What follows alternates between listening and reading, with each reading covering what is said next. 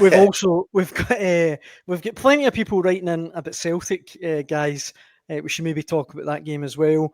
This one from Davy Hoop says, Wolfball is going to be, we're going to score one more than you. The amount of chances we create, if we sign a decent striker, convert, I think we'll score 4 or 5 regularly. I obviously watched the game yesterday. I was working on it for Record Sport. Look, brilliant going forward, Celtic. It feels like they are going to score every time they go forward. And Celtic fans, let me know what you think of this. I think a really good team will annihilate Celtic. I mean, Livingston couldn't score for love nor money going into this game. They haven't won in 16 league games, Livingston, and they'd scored twice in the opening 8 minutes. I mean, it's a worry, Daniel, for me, for this whole project, this whole Wilfred Nancy sort of idea. This is clearly what he wants. It's one of the comments there's spot on. The philosophy is, well, it doesn't matter if you lose 4 goals as long as we score 6. I don't think that's sustainable. And I think the better managers in this league, the teams that are really tactically clued up and switched on, they'll work this out. And we've seen it being worked out, by St Mirren and by Hearts. And I'm very pleased, actually, on a personal level, for Wilfred Nancy that he's got the 2 wins, because it was becoming really difficult to watch the whole kind of drama around him. So I'm pleased for him, but on the long-term question of sustainability of this strategy, I really need to be convinced, because my fear is that when Celtic come up against a team with really good players in it, that are really well organised, that they could be exposed big time. Aye, I completely agree. I think, I mean, I'll stick by it. I do think a decent team would take 4 or 5 off Celtic quite easily at the minute. And you've got players, and again, no harm to him. I'm not singling him out, but players like Anthony Ralston really having a poor game, but he's getting played out of position. They don't have the players to play this shit. Celtic just don't. And that's going to be the interesting thing as well, because even I totally accept that it's square pegs, round holes for the time being, but it doesn't need to be, and yet it is. But that means that the system comes first. It's prioritised before all else, which kind of gives you an idea into Nancy's psyche here. But I maintain that I'm not sure you could. Listen, I don't know what Celtic have got to spend in the transfer window in January. He could buy 3 Paolo Maldinis in his prime, and that defence will still struggle because of how much it's exposed. I don't know. Do you know what I mean by that? How do you go and find? Or we'll just buy a player to play that position? Right. Because it's so open. It's so open that it's almost impossible to make it watertight at the back. You might be right with that. No, it's obviously to do with the system and stuff. All I would say is, surely, and I know it's ifs, buts and maybes, and I don't know exactly when they're back, but I think surely if you added Alistair Johnson and Cameron Carter-Vickers to that back 3, it makes a massive difference. I agree, but so you're playing Alistair Johnson in the right centre-half position? At the moment, I would add Alistair Johnson, Carter-Vickers and Trusty as your back 3, and I would have Tierney at left wing back. That's just what I thought in terms of the players that they've got there at the moment. He's obviously going to sign players which you'd imagine will be signed specifically to suit that system in various positions. As I say, I think Carter-Vickers is still some way off for coming back. I'm not sure about Johnson, but I just think Carter-Vickers won't kick a ball this season, Scott. Doesn't look like. Right. And Johnson's March as well. Aye, so listen, the long-term injuries, but I just think, so they will need to sign players, but I just think if you had 2 players of that quality to be in to get into that back 3, or if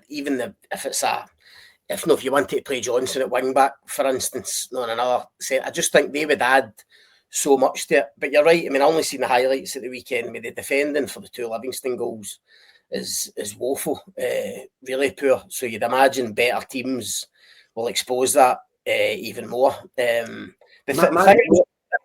Sorry, Jack. The thing I was going to ask Daniel just about Celtic, and I say I'm not seeing them that much live now, but what do you think Nygren, because everything I seem to read for Celtic fans is criticising Nygren, and I'm looking at him from the outside thinking, what a signing this guy's been for the money they've paid.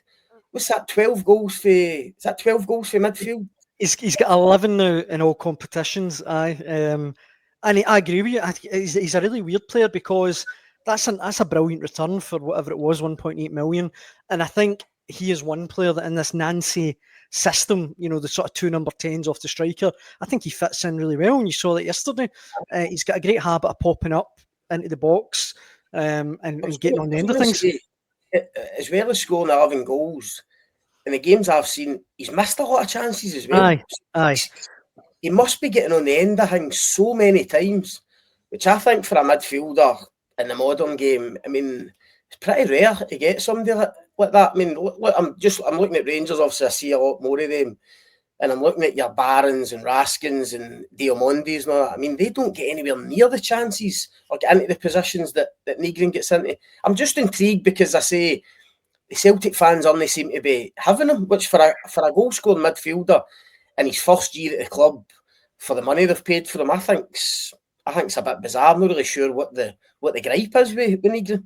No, I think he's a tendency to go missing in matches. I was going to say that there's definitely games where he does go missing. I mean, the Roma game was a bad one where he was so poor it was unbelievable. But I would probably more inclined to agree with you, Scott. I think it's been an amazing return so far. He's only 24.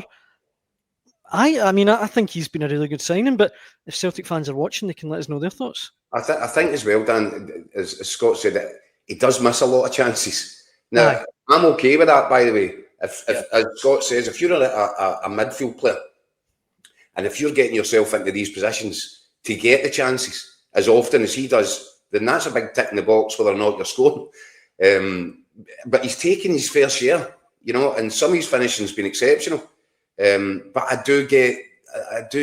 think he's an easy guy to watch and think that you've got more to offer than you're actually given. And I think in some of the bigger games, he's almost been an empty jersey for Celtic.